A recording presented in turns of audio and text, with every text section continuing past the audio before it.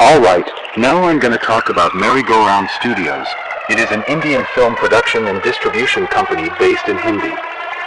2022 to the present, there are blue, purple, magenta, pink, cyan, azure, blue, mint, lime green, yellow, orange, red, rose, red, brown, black, gray, silver, and white shapes, and inside it, there are 5 colored shapes on 5 white horses, and inside it, there are 2 gray lines, and under it, there is the word Merry-Go-Round Studios in gray text. Here is an intro.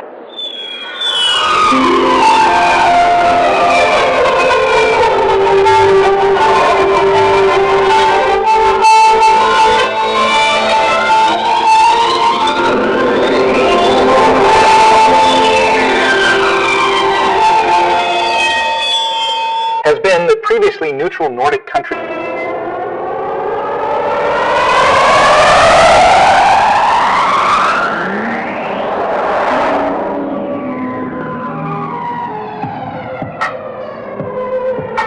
Volume at 14. Let's get the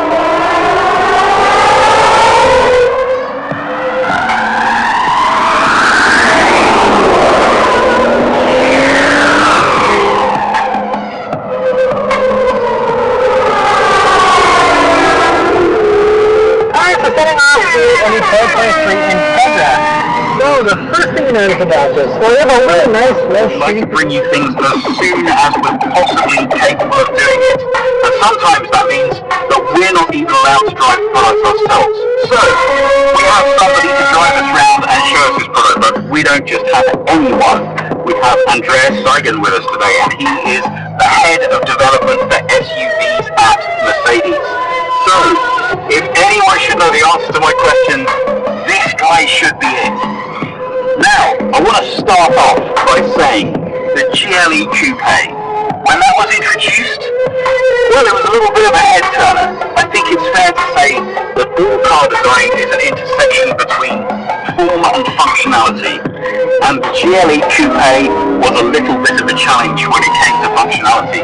So there were a huge amount of potential options when it came to rethinking it once it proved that it had some market value. So what did you come to when you started with that blank sheet of paper for this car? Well, when we started with a blank sheet of paper, it was originally with the GLE. So the GLE is a basic platform of our Mercedes-Benz modular high architecture. And when we created this car, we must think about every variant which will come in the future. So the basic version includes all the stuff you see here now with the GLE Coupe also, and which you have seen in the GLS on the GLE. And therefore it was a better situation than with the first GLE Coupe, which was created on a platform which was a little bit older. And so we was restricted. With this car we have no limit, so we can totally focus on what a GLE Coupe really needs, what is it for our customers make happy with driving this car. For example, we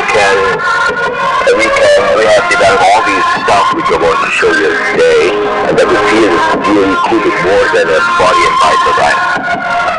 Well, I'm really excited to hear you say that. I think that a lot of people, myself included, were really quite surprised by just how popular the predecessor to this car was. So it's really exciting to see what can be achieved when you have a little less restriction to development. So a lot has changed. Yes. Talk me through some of those changes. The biggest change, and that is maybe the first and important message, is we have our own wheelbase for the coupe. We have a 50mm less wheelbase than the GLE, so that was the first and important issue regarding to the design, because the coupe has to be more sporty, it has to look like more, maybe something aggressive, but we want to create a beauty, right? A beauty in this car which really has a big difference to the normal GLE, and so the wheelbase was very important. So I guess the sporty dynamic of the appearance, the design idea behind decreasing that wheelbase is to try and bring the sporty dynamic into the drive to match that appearance.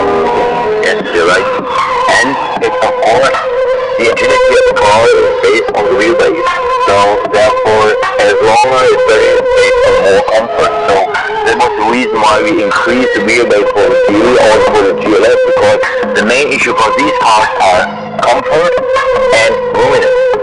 Now you just hit the nail on the head. We've come to the roads in the mountains outside of Sibiu, and that's in Romania. And I would say that's very famous for two things in particular. The one is extremely beautiful roads to drive, and the second, if I'm being bluntly honest, is that they're not always in the best condition. So this offers us the opportunity to see both the sporty and agile handling of the car, but also whether it can still deliver the level of comfort.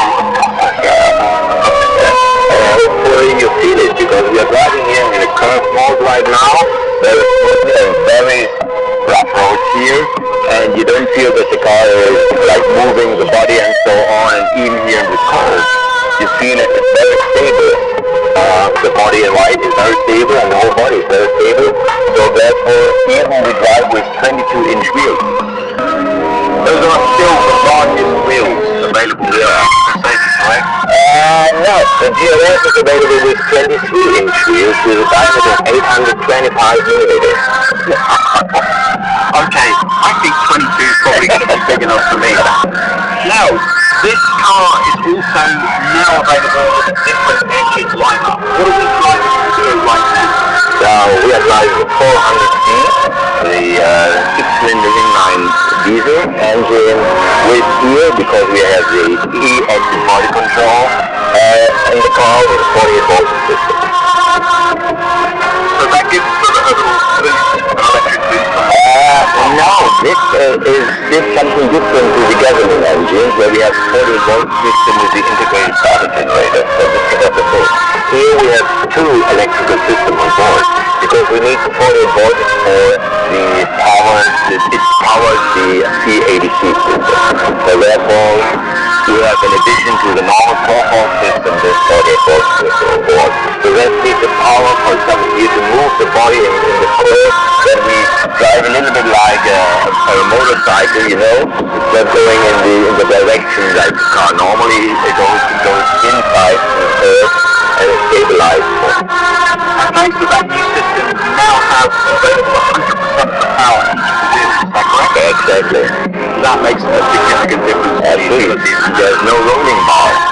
So this is the 4 separate wheels. So the operating, absolutely no combination, no influence between the right side, left side. It's just stabilized by the camera view, which you see here, we scan the road, and therefore you see how the system is operating, and stabilize the car when we're now turning here into the right corner. It's a very clever engineering trick, because it does provide you with a lot more comfort than you traditionally would expect on a high-up vehicle. That's the reason why we are this road here it's only curved. So, and we can have a very good interview without any problems. That speaks about a plenty of experience that's already Now, one thing that immediately strikes me about this as being distinctly different from the predecessor is that it feels there's a lot more space in here. So we have more width and length as well, and that over the platform gives us a lot more interior room. Was that a very conscious decision to accompany the geometry of the chassis? Well, it is a little bit based on the design, you know, that is how the strength of the car is, so from the exterior to the interior. And we want to have with this car a very strong picture on the road. The appearance should be really wow. When you are following the car, clear. You see, this is a Mercedes Coupe. It is our design family. So therefore, we increase the wheelbase and all the width of the car. So you see with the cladding and the fender that if you compare it to the GLE, you don't have really big fender flares. Right?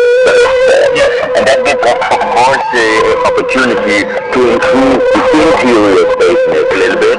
But the biggest effort for our customer is that we have nearly 30 millimeters more space in the second row. Even we know that for a coupe, the second row is not so important for it, like the GLS or the GLE. But as always, that's quite a function. I know that you reduced the wind resistance by 9%, is that correct? Yeah, we in numbers we reduced 30 points, so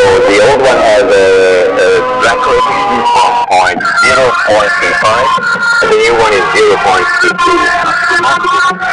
How did you achieve that without compromising the interior? Well, it's a long haul. It's not only one countermeasure, you know. It's the work in the wind channel. Wind channel is real hours for hours to optimize every little spoiler, you know, every little surge a little bit. And therefore, step by step, we are working 0.5 points. So 30 points for the optimization of 30 points left in the predecessor. So you need 30 inches, 30 points, a long way, right? Yes. So it must kill you a little bit inside when you see people who put things on the roof. You think you have no idea how hard these work? Yeah. That works the way it's supposed to. Yeah, you're right. Absolutely. Okay, so I know you can't give me an answer to this question, but maybe a hint. Obviously, we've got new technology all over the place. We have a new custom-built chassis, we have a new engine lineup. All of that sounds to me like it's going to be costing you more money. Now, the rumour is the price point should stay similar. Can you give me a hint? I'm head of development, not head of. So therefore, this is the part. This is a separate part. Well, it's going to be pretty exciting to find out. I think it's always nice to be able to say to existing owners that there is a good, strong reason compelling them to upgrade. And that really always feels like good value when a product is delivered at a similar price point to the predecessor, because then the customer feels rewarded rather than punished for staying with an idea. I can honestly say, if you are an owner of the current model of this car, you're going to be really delighted by all of the development that's taking place. Now, I might sound a little bit biased because I might be sitting next to the guy who's responsible for that, but I have driven the predecessor extensively. I have to be honest, there were a few niggles about that car for me, mostly because whilst it looked stunning on the road, I felt the compromises required in order to produce that vehicle. In this car, I'm not feeling any compromise at all. Now, I have to ask, we have two rear seat passengers with us. I'm not sure if we can pick them up. That's our cameraman Thomas, and also another friendly chap from Mercedes. What I'm really keen to know, chap, sitting back there, how is the rear experience? Because the predecessor, again, could have been a bit more comfortable. What do you think, Thomas? The whole thing. Take a look at the windscreen. It all the funny. So it's really easy. The rear So, good comfort in the front, good comfort in the back, everything working nicely together. But I know because of the product life cycle, you are already having thoughts about what didn't make the cut for the development of this car that you are now thinking about for the next car. It seems to me that the major challenge here is just how much of a true drive can you deliver in an SUV. Is that fair? Yes, absolutely, and I really want to show you. So, if you have a little bit more time, I can show you what kind of modern experience inside this car. I'm very even, you have the comfort. And we start here with the curve mode, so with the preview camera, we can see that, let's just look at the car, the front is bumping and all is reacting, and here, with the really bad conditions, even the 22-inch, very comfortable ride. And the body is very stable, so we feel very comfortable altogether. And when we will park this car, I have to three different other driving modes. So you see that the reaction of the car is how fast the system compensates the energy that was given by the changing the steering wheel and the engine. And when I would change now here, for example, to sports mode, you see a little bit, you hear a little bit more, it's like roaring for the diesel engine, so we have an active sound system here, which if you drive in comfort mode, it should be in the back really low, because comfortable is always annoying. But you see the reaction of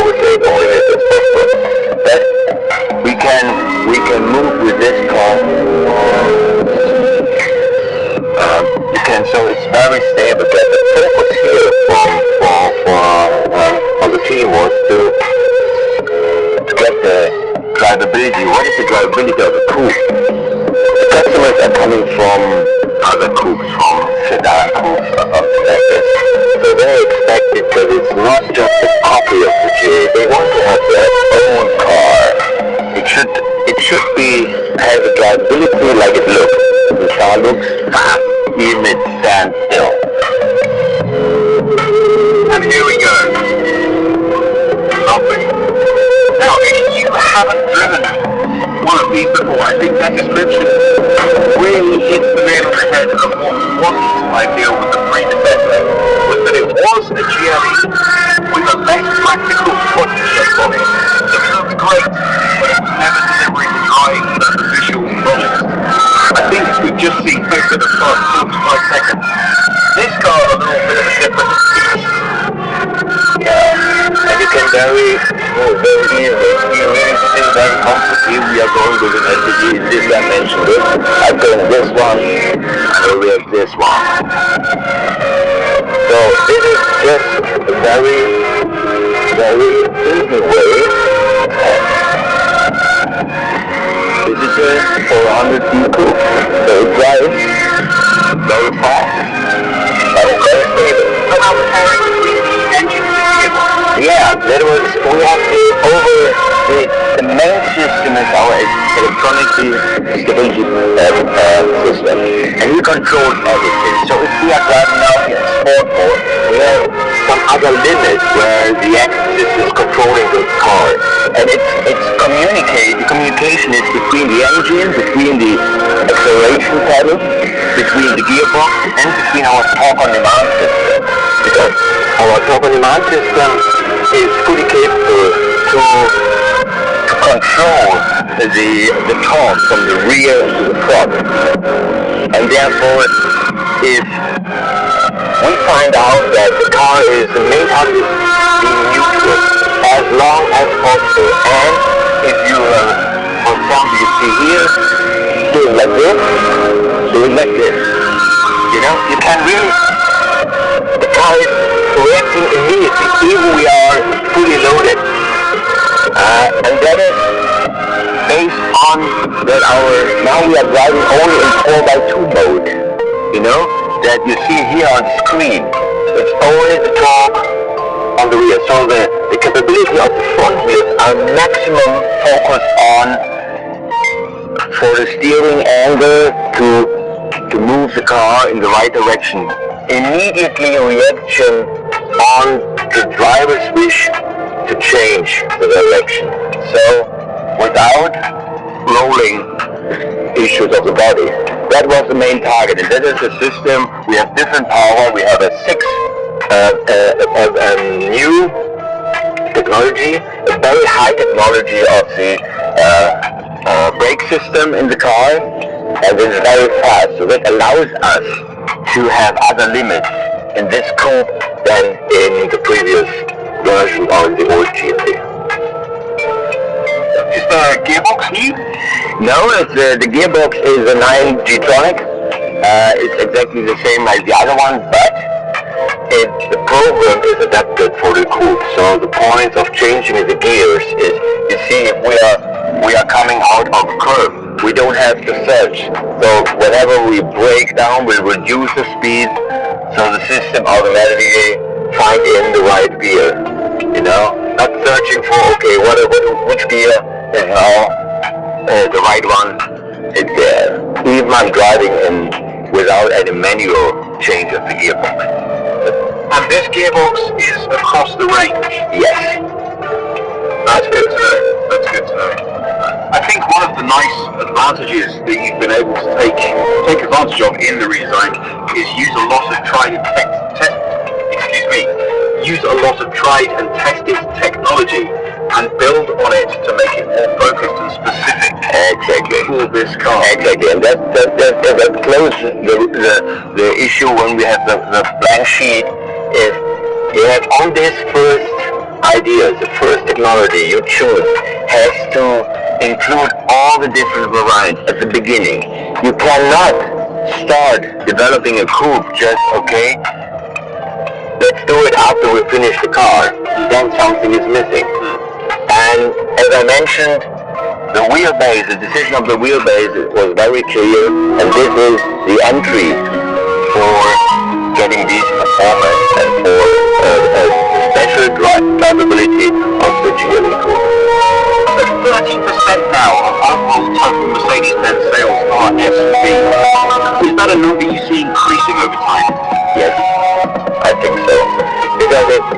Look, an SUV is giving the customer really usability, which is really great. So winter, summer, room, space, safety. And the safety issue is just if you are on the road and between the other cars and passing a commercial truck, with big wheels, 18-wheeler in the US, so you feel a little bit more safe. And a car is maybe the second highest investment in your life after a house or something. So therefore, if you got more for same money, why you don't choose it? So it's a little bit like we have on the most interesting, we have to work to make it more capable with huge fuel consumption.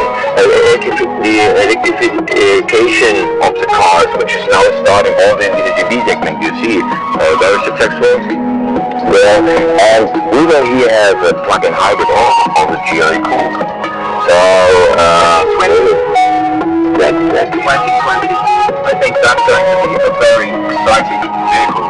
What's interesting to me is the idea that as customers are migrating from standard cars to larger SUVs, I think all of the manufacturers now are really working to meet that demand.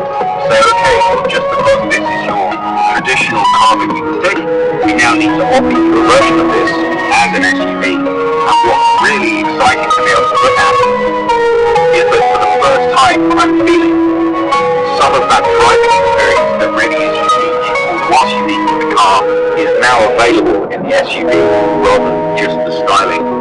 So you must have had an immense amount of fun working on this project. absolutely. Just how much you could squeeze into this thing. Yeah.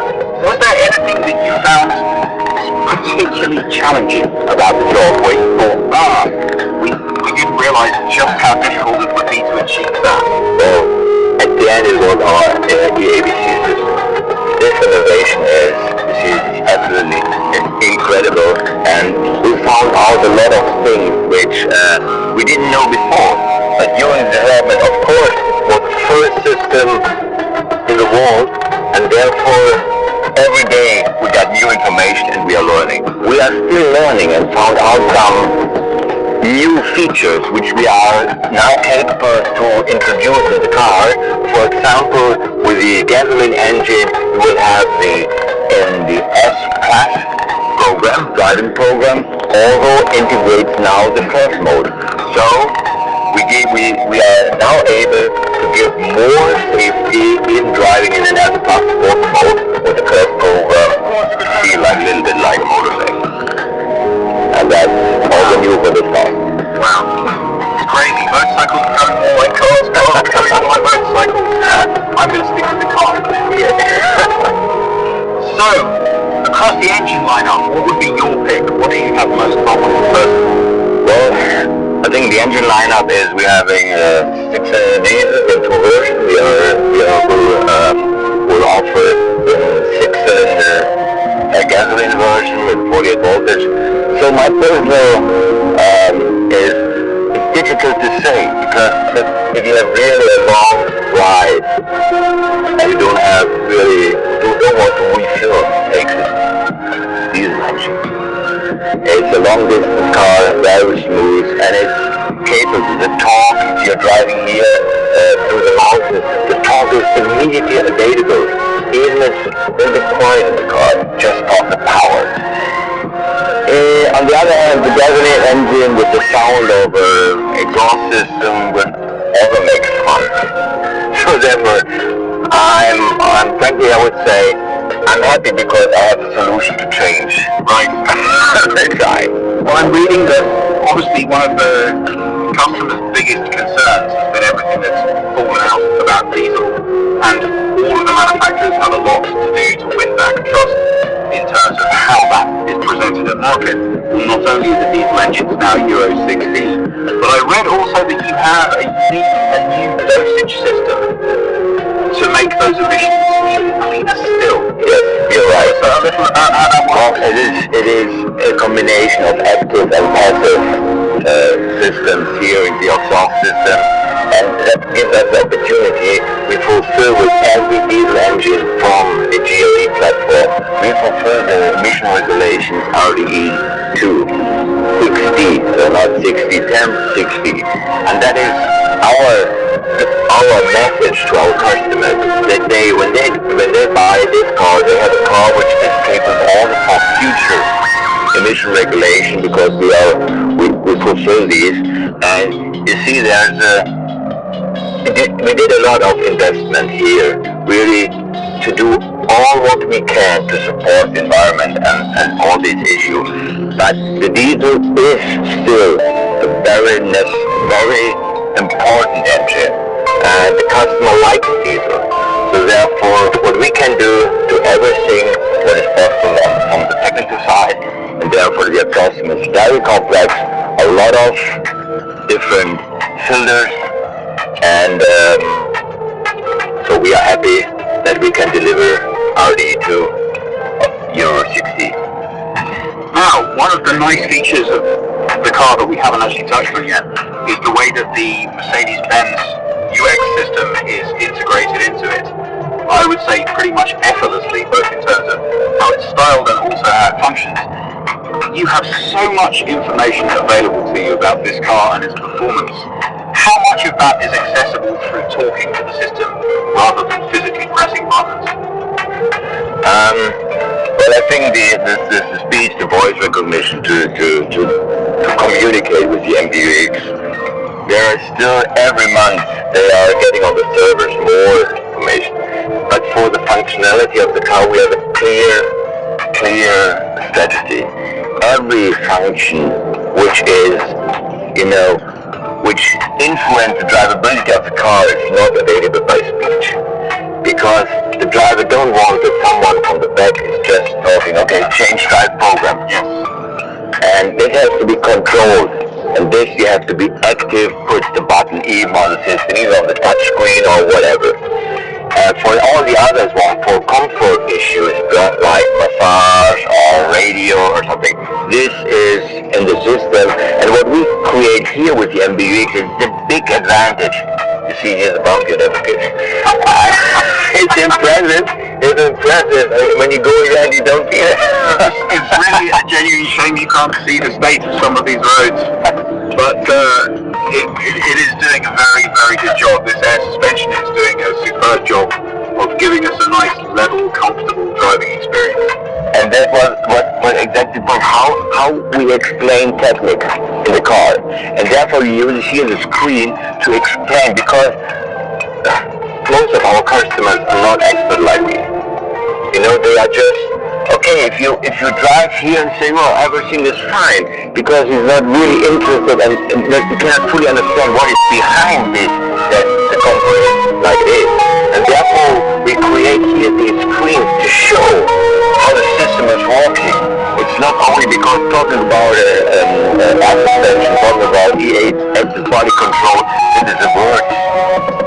And here you can see your friend, you can explain and say, wow. And it's very easy to understand, because it's really used as some main functions that you can really recognize. Oh, great. And that's the MBUX. So we have for every driving program a special screen here, which shows how the car is working, the chassis is doing its job.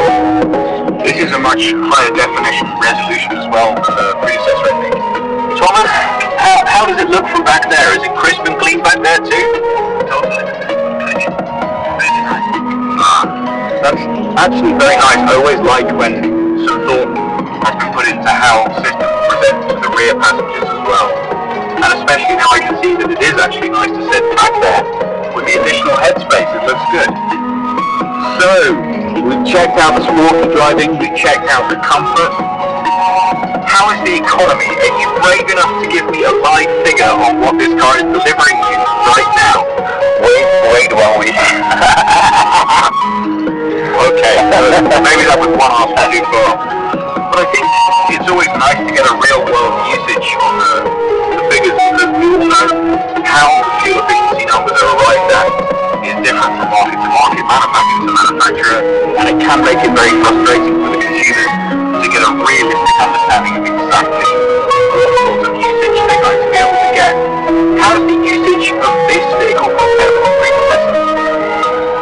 Well, I think that the usage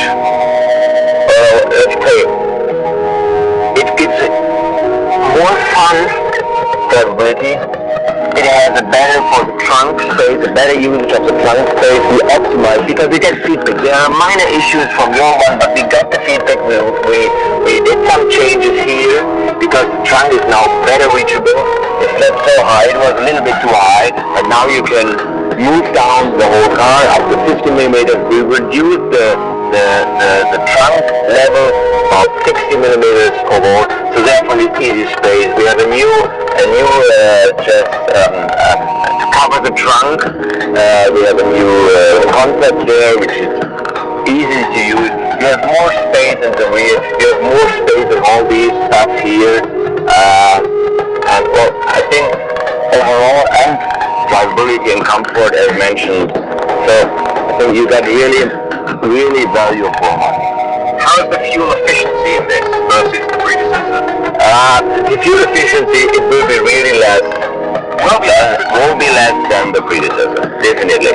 I think it's obviously important to note that nobody should be buying this car for its fuel efficiency number, but it's always nice to see that improve over time. I'm assuming the wind resistance is a really big factor on that, but the drive assistance programs as well are making the car operate more efficiently. And if I understand it correctly, this system that we have on this car is also recuperative as well. Yes, but it is not the same level like the integrated starter generator, that's for sure.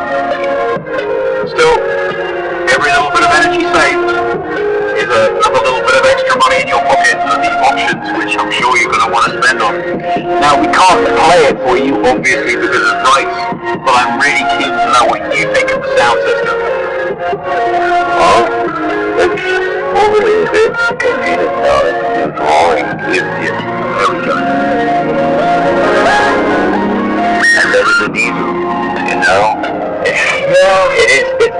It should not sound like something synthetic. It should be a true, it should be very low noise if you're driving in comfort mode, very smooth, because if you have a hard day in the business, you don't want to have any noise right now. You have to be quiet, going home quiet, or with your family on the motorway. But if you're alone, have you met my family? driving along quiet. I mean, that's not their style, I have to tell you. But the benefit of their having the sound insulation on the car is that other people may not experience my children driving down the road. Maybe, but it's like you're feeling it, like it's getting a little bit pressure on your blood, right? If you're alone, and because it's still the whole car.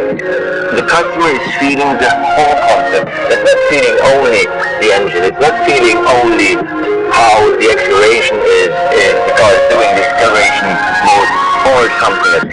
It just to get a feeling, I'm feeling fine. And it's like a little bit like from the beginning, from the design, from the first view, when you go to the car, it's mine.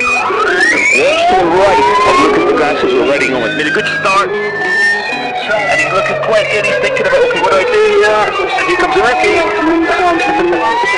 Wow. It's not so good for a look at. I can't believe it. Sucking into that move. It's almost like he was too busy watching their line and trying to figure out how to get around their line. Right up the curve he goes over the chicane here, doesn't bother with the race tracks.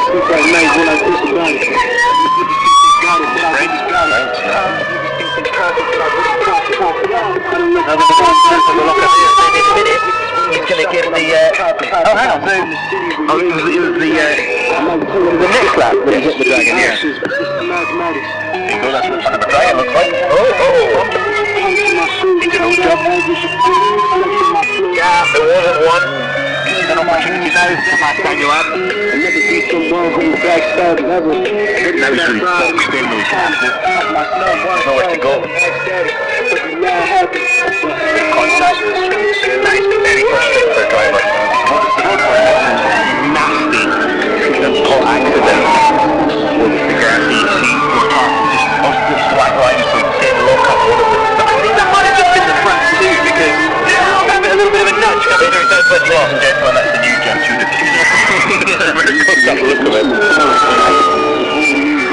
That's the ideal. That's the idea. That's the whole car in total. It makes no sense.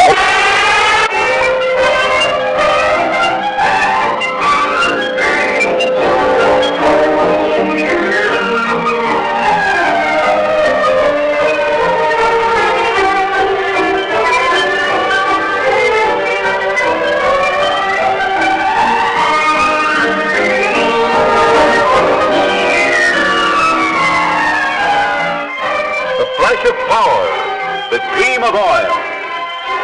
In the sky, the power of oil conquering the heights. On the sea, the might of petroleum pulsing in great engines of the liners that traverse the deep. On land, oil feeds the fiery furnace or drives the diesel engines along far-flung rails of steel. And on the open road, well, you know what makes your auto run. For millions of years, this source of power slept peacefully in the dark recesses of the earth until modern magic loosed the liquid energy from its subterranean prisons. Great areas became forests of towering derricks. And here's how the petroleum forest grows. A cellar is dug, and a rotary table to turn the drilling stem and the bit is set in place. Round and round the rotary goes, drilling deep down to oil. A steam engine drives the drilling mechanism. They're inserting a length of pipe, lengthening out the stem for deeper drilling. A new joint is waiting. Oil field workers are called drillers, roughnecks, roustabouts, rope chokers. The oil field treats our ears to odd and colorful names. Now the drilling stem has been lengthened. Then round and round once more. Down through layers of sandstone, shale, limestone, down to astonishing depths. This well 5,000 feet. Some 10,000, 2 miles into the earth. And then, after weeks of drilling, fighting against natural obstacles, the drill at last reaches the oil sand, porous rock, which holds the oil much as a sponge holds water. Next, the casing is lowered to the bottom of the hole and cemented in position. Then drilled through the oil sand, and a screen is installed at the base of the casing. The screen extends down into the oil sand. The oil flows through the screen, up through the small pipe tubing to the surface. So they've struck oil. And now the well must be cleaned of the mixture of drill mud and oil. Some wells flow of their own pressure. Others must be pumped, need power. The power is transmitted to groups of wells, the ever-swaying rocker arms, the rhythm of pumping, the unceasing heartbeat of the oil fields. A 24-well hookup is the height of oil field power. Pumping black magic from 24 drillings in the earth, all at the same time.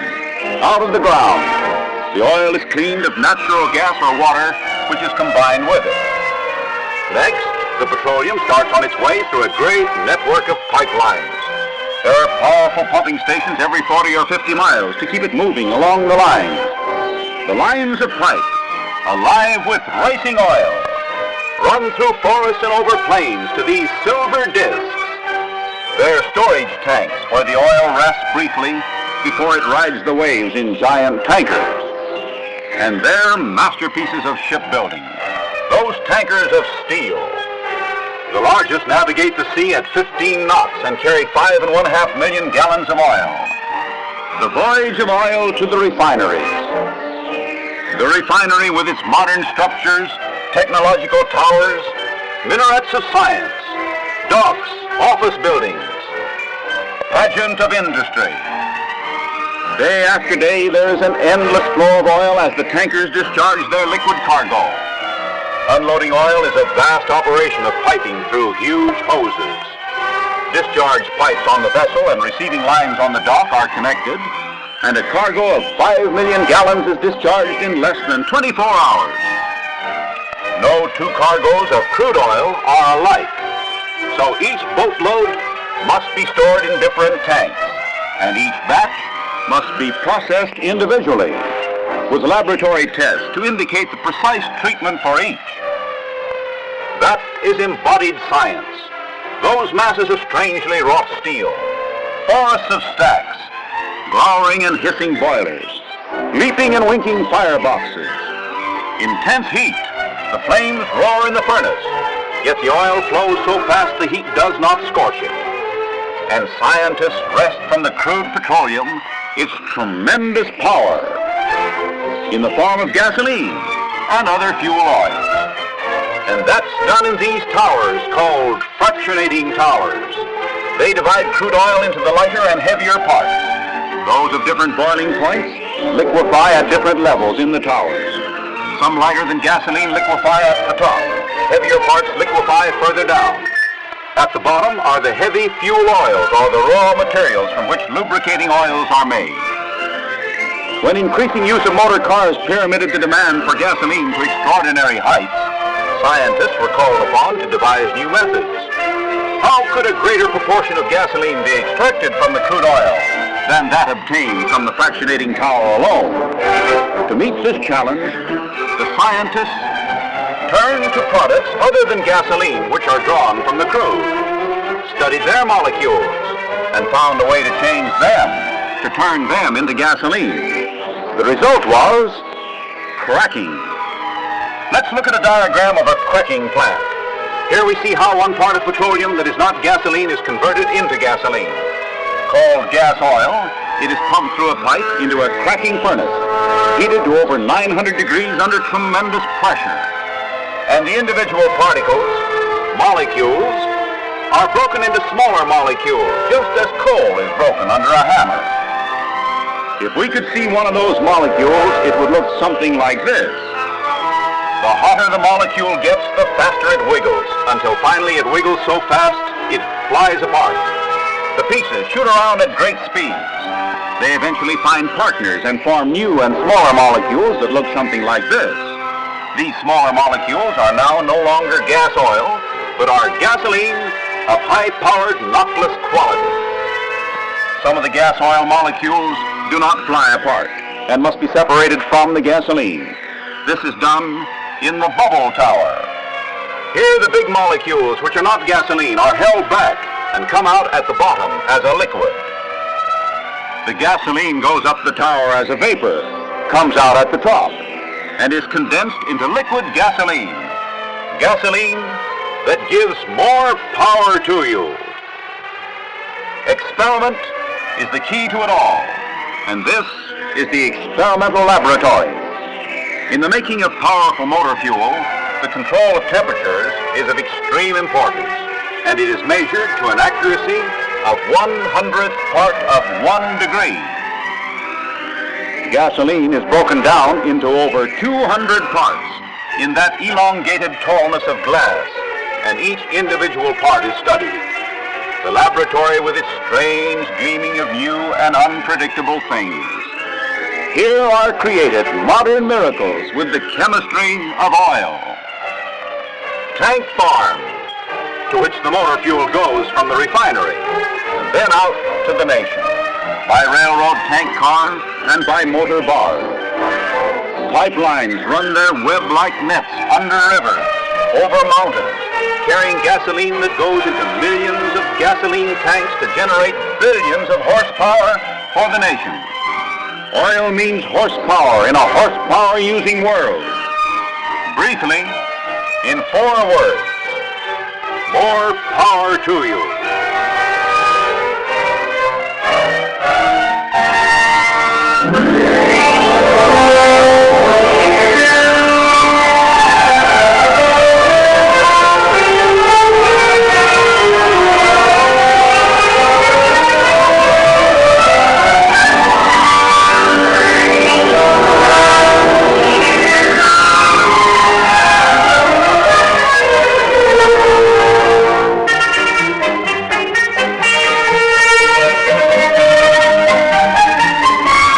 Today, aviation speeds our defense, aids our business.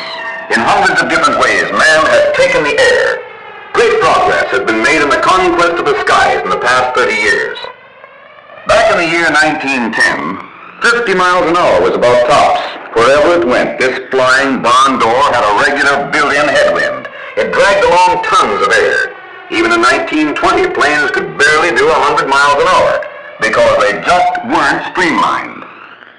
Early plane designers should have paid more attention to an Englishman named Horatio Phillips. As long ago as the 90s, Phillips had a contraption that was really an early version of a wind tunnel, and with it he learned something about streamlining. As the current passed around this blunt-nosed block, it swirled and eddied, agitating the feather and showing Mr. Phillips what happened to the air.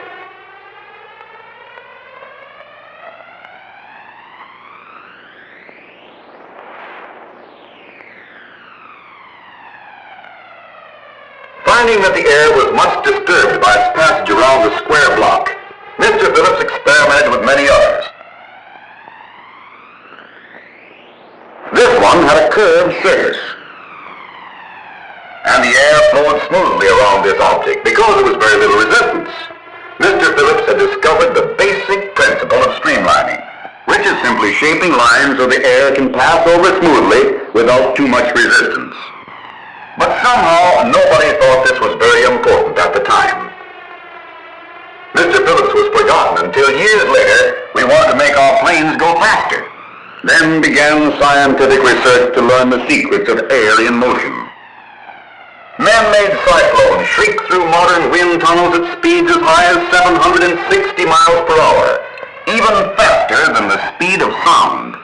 The brainchild of Horatio Phillips has come of age at last, in this age of wings. With these instruments, engineers observe the action of the wind on a model suspended in a tunnel. Down, down, down, spinning to the earth. Will the wings crumple when the plane pulls out of the dive?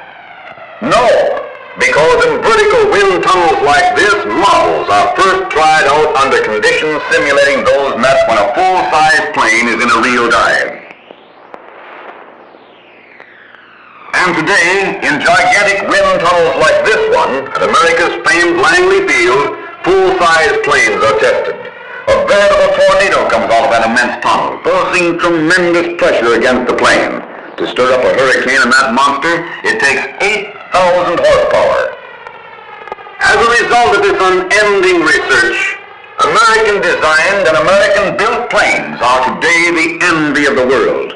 Ultra-streamlined beauties which slip through the air at better than 400 miles an hour. Engineers found that the same principles of streamlining could be applied to craft moving through the water. So today the hulls of seaplanes are designed from tests made in this artificial river. The huge framework above the water is a rolling carriage, which will tow this model hull at speeds equivalent to 80 miles an hour. Hang on as we go with the engineers for a test.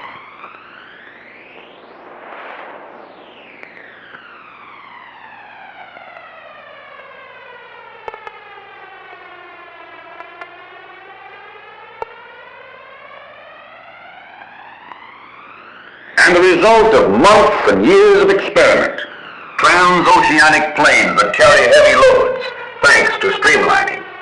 The same methods have helped perfect the fast new Navy mosquito boats. Roaring over the waves at 57 miles per hour, Uncle Sam's newest weapon packs a mighty sting, streamlined for both air and water. Now what about streamlining on land? Automotive engineers have been busy too. And today, with a new method of photography, they are able to study the motion of the air around a moving object.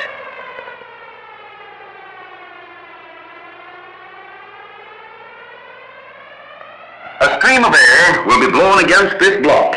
We will be able to see what happens to the air just as if the block were moving ahead.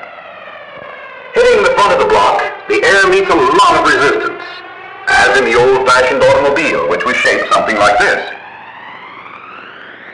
Resistance wasn't much less when cars of a few years ago were shaped like this block. But the engineers kept on improving, rounding off sharp corners and slanting flat surfaces, until today, the contour of the modern automobile follows a design which is the result of many experiments. Here is the streamlined shape of our most modern automobile, designed so that the air streams by in a smooth, easy line, which is the basis of all streamlining. Thus resistance is lowered, speed and safety increased. Let's take this car out on the road for some practical tests of streamlining. Those ribbons are floating easily across the top of the car because of streamlining. This experiment shows that there's no bubbling or confusion of the air, just a smooth, gliding stream. Let's try another test. This affair is a hydraulic jack, arranged so it will open the doors of the car and hold them open when it's traveling at a fair cruising speed. This gauge will tell us how many pounds of pressure we're up against. Now let's go for a ride. We'll sit in back and keep out of the way of that gadget. Say, they've even got the inside streamlined. The front doors will be closed at the start, and then the hydraulic jack will open them. Well, we're getting up to a nice road speed. Now let's see what will happen if we open those doors. Watch this. There go the doors, opening slowly against the tremendous pressure of the onrushing air. They're only partly open, but the pressure goes up, and it takes more gas to hold our speed at 50. Here's something you'll never see on the road. Doors wide open at 50 miles an hour, and it takes a wide open throttle to fight against that pressure. 200 pounds of pressure, and using twice as much gas to keep that speedometer up there. Now see what's happening to those ribbons. The resistance of the door makes the air churn around in eddies, causing drag. This experiment shows the terrific pressure the engineers had to overcome, and did, by streamlining. The modern car, streamlined as it is, meets little resistance. Air currents can slip over the rounded contours, and that makes for greater safety. Automobiles of today are faster, safer, and more economical to operate. Designers and engineers have spent years of testing, years of finding out about the air and what it does. So on land, water, and in the air, America has been streamlined. America